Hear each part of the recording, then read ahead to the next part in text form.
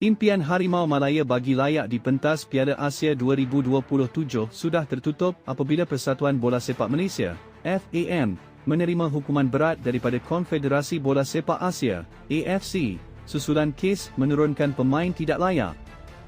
Menerusi keputusan yang diumumkan oleh Jawatankuasa Tata Tertib dan Etika AFC pada Selasa, Badan Induk Bola Sepak Negara itu didapati melanggar Artikel 56 Kod Tata Tertib dan Etika AFC selepas menurunkan pemain tidak layak dalam dua aksi kelayakan Piala Asia 2027.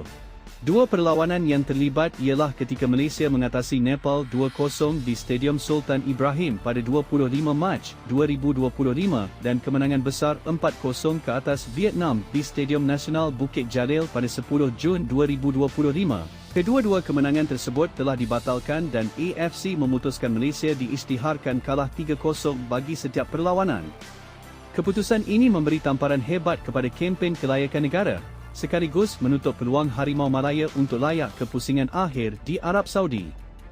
Selain kekahan teknikal tersebut, FAM turut dikenakan denda sebanyak 196,119 RM, menambahkan lagi tekanan terhadap badan induk itu.